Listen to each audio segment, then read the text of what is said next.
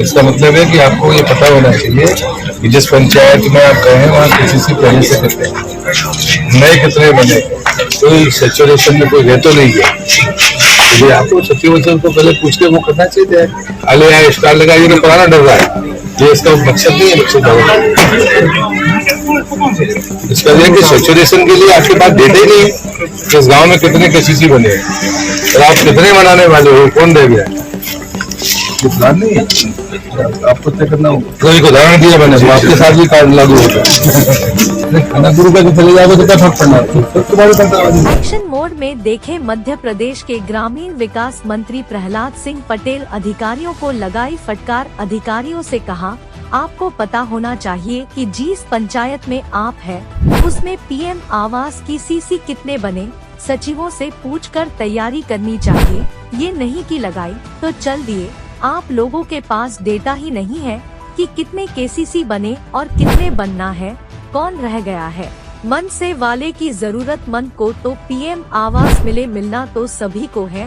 पहले 35,000 लोगों को प्रधानमंत्री आवास दे दिए गए, जो पात्र नहीं थे उनको बाकी के किस्त नहीं मिली तो उन्होंने भी नहीं बनाए और उनसे पैसा भी वसूल नहीं हुआ। जो पात्र थे उनको मिला नहीं। यह कैसे हुआ, इस बहस में पड़ना नहीं चाहता। मध्य प्रदेश के नरसिंहपुर में मीडिया से बात करते हुए उन्होंने कहा कि मैंने फटकार नहीं लगाई। मोदी जी कहते हैं सबका विकास। जो अधिकारी, कर्मचारी और जनप्रतिनिधि है उनको समय सीमा में पात्र लोगों को लाभ देने की गारंटी देनी होगी। यह मोदी की गारंटी है। गारंटी की गारंटी है, किसी को दरवाजे पर ना जाने पड़े, बगैर मांगे उसे मिल जाए। मध्य प्रदेश शासन के पंचायत ग्रामीण वर्ष अब मंत्री प्रहलाद सिंह पटेल ग्राम पंचायत राम पिपरिया में आयोजित विकसित भारत संकल्प यात्रा की कार्यक्रम में शामिल हुए थे। कि आपको ये पता होना चाहिए कि जिस पंचायत में आप गए हैं वहाँ केसीसी पहले से कितने नए कितने बने, कोई सैचुरेशन में कोई रह तो नहीं है। तो आपको सचिव को पहले पूछ के वो करना चाहिए। अले यहाँ स्टार लगाइए तो पुराना डर रहा है, ये इसका मकसद नहीं है। मकसद इसका यह कि सैचुरेशन के लिए आपके पास डेटा ही नहीं है कि इस गांव में कितने केसीसी बने हैं और आप कितने बनाने वाले हो, कौन रह गया, ये प्लान नहीं है। आपको तय करना होगा। तो एक उदाहरण दिया मैंने, आपके साथ भी कार्ड लागू होता है। खाना गुरु का चले जाओगे तो क्या फर्क पड़ना, तुम्हारे पटवारी वगैरह रहते हैं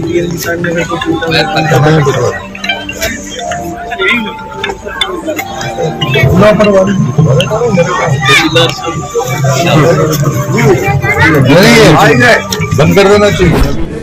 हमें विमर्श करना होगा। प्रधानमंत्री मोदी जी कहते हैं सबका साथ, सबका विकास, सबका प्रयास और सबका विश्वास। तो जो ब्यूरोक्रेसी के कर्मचारी और अधिकारी हैं और जनप्रतिनिधि हैं, उन दोनों को मिलकर आम जरूरतमंद को समय सीमा के भीतर उसको लाभ दिलवाने की गारंटी देनी होगी। ये मोदी की गारंटी है, जो गारंटी की गारंटी है। और इसलिए अगर उन्होंने ये तय किया है कि प्रधानमंत्री आवास का कोई पात्र व्यक्ति ना रह जाए या उज्ज्वला का ना रह जाए।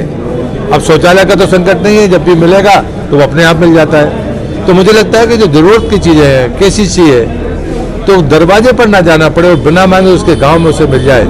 ये विकसित भारत यात्रा सरकारी यात्रा नहीं है, ये समाधान की यात्रा है, ये मोदी जी के संकल्प की यात्रा है और गारंटी की यात्रा है। और मुझे लगता है इस लक्ष्य को प्राप्त करने के लिए हम सब मिलकर काम करेंगे। इसलिए बारीकियों पर चर्चा करना ये जरूर। उनके बारे में ये देखे कि कोई छूट तो नहीं है, इस बात को जरा ध्यान से सुनना चाहिए। कोई जरूरतमंद जिसको वास्तव में मिल जाना चाहिए और वो छूट जाए, ये न्याय नहीं है। चाहिए तो सबको, लेकिन जरूरतमंद को तो मिल जाए, कम से कम इतनी चिंता करनी चाहिए। और जो प्रधानमंत्री आवास एक उदाहरण दे रहा हूं कि प्रधानमंत्री आवास किसको मिलना चाहिए।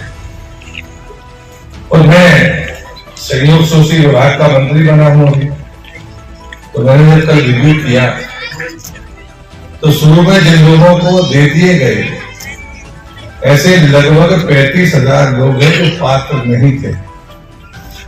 और उनको बाकी किस्तें मिली नहीं तो वो भी नहीं बना पाए और पैसा भी उनसे वसूला नहीं किया। और जिनके वास्तव में जो पात्र थे उनके नाम ही नहीं।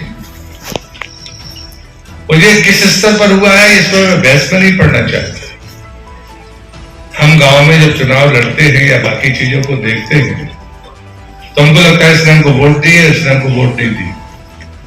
ये जो कागजों की हेराफेरी होती है वो कभी समीक्षा के बगैर पकड़ में नहीं आती। मुझे कल रिव्यू में जो दूसरी बात पता चली है, यहाँ सीओ जिला पंचायत बैठे हैं, इनके ध्यान में भी होगा कि हम 15 परिवारों को हमने किस्त दी। पता चला कि सचिव ने किसी और के उसमें डाल दी कि अगली किस्त आएगी तो दे देंगे। हमने मेरिट को कभी देखा ही नहीं कि मेरिट बदली कैसे। मैं खुद 5 साल इस स्टैंडिंग कमेटी में रहा हूं। मैं हमेशा इस बात को जोर देता था कि यदि किसी को 7वें नंबर पर है और उसको नहीं मिले और 8वें नंबर वाले को मिल जाए तो कार्रवाई क्यों नहीं होनी चाहिए। जब आपने सूची बनाई है तो क्रम से मिलना चाहिए। इस पर कभी तो जोर नहीं दिया जाता। और दुर्भाग्य से कई बार आपको लगता है कि पावर पॉलिटिक्स है तो देखो मैंने चाहा और मैंने करा दिया और इसी के आधार पर जलवा चल रहा है। मुझे लगता है ये अन्याय। और किसी भी वरिष्ठ अधिकारी को अगर ऐसी गलतियां समझ में आती है तो सुधारने की जरूरत